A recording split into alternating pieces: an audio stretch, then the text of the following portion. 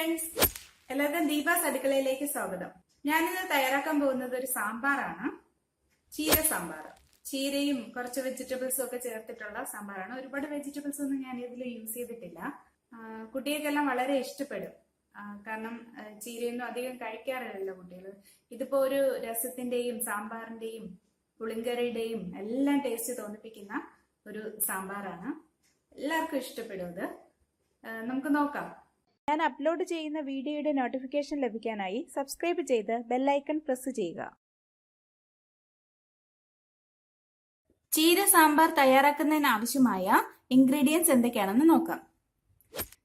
ചീര, ഞാൻ ഒരു പിടി ചീരയാണ് എടുത്തിട്ടുള്ളത്. ഒരു ബൗള് ചീര എടുത്തിട്ടുണ്ട്. നല്ലപോലെ വാഷ് ചെയ്ത് ചെറുതായിട്ട് അരിഞ്ഞെടുക്കണം.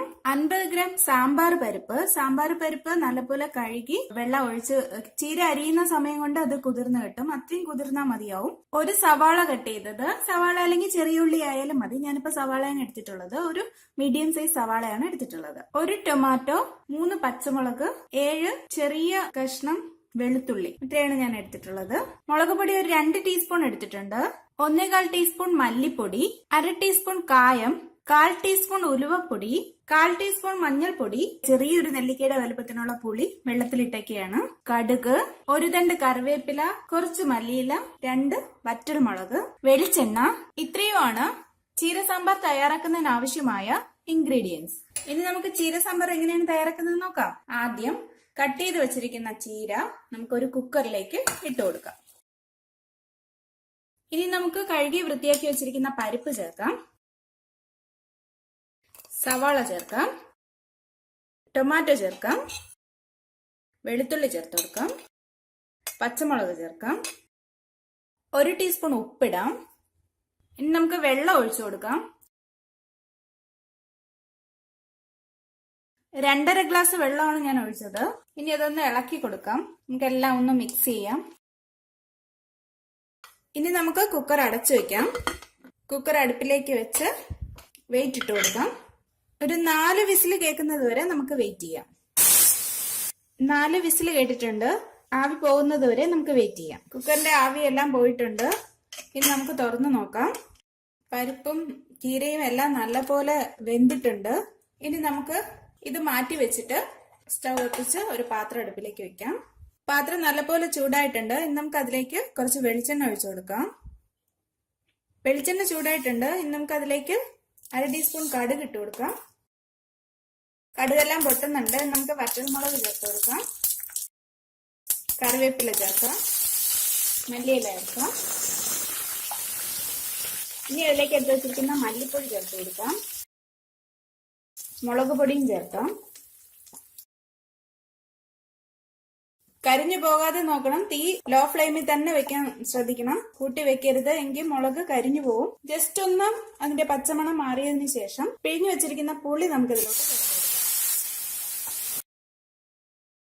ഇനി നമുക്ക് വേവിച്ച് വെച്ചിരിക്കുന്ന ചീരയും പരിപ്പും എല്ലാം കൂടെ ഒരുമിച്ചിട്ട് വേവിച്ച് വെച്ചിരിക്കുന്ന അതിലോട്ട് ചേർത്ത് കൊടുക്കാം. എടുത്ത് വെച്ചിരിക്കുന്ന മഞ്ഞൾപ്പൊടിയും കൂടെ ചേർക്കാം.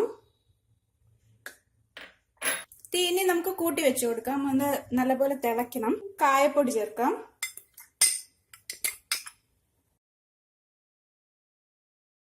ഉപ്പ് പാകത്തിനുണ്ടോന്ന് നോക്കാം.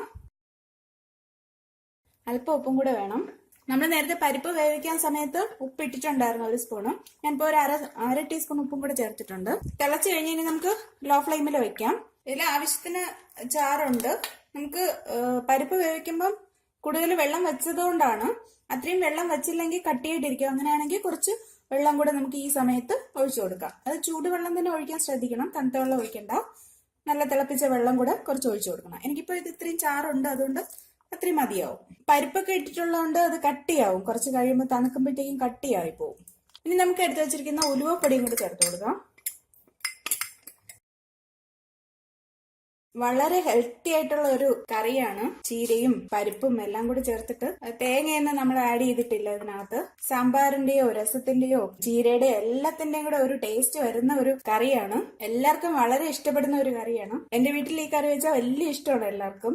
ഇതില് തക്കാളി വേണമെങ്കിൽ ആഡ് ചെയ്യാം. തക്കാളി എന്റെ കുറവായിരുന്നു, പക്ഷെ കൂടുതൽ വേണമെങ്കിലും ചേർക്കാം. അങ്ങനെ നമ്മുടെ ചീര സാമ്പാർ തയ്യാറായിട്ടുണ്ട്. ചോറിനോടൊപ്പം കഴിക്കാൻ പറ്റുന്ന ഒരു സൂപ്പർ കറിയാണ് കേട്ടോ.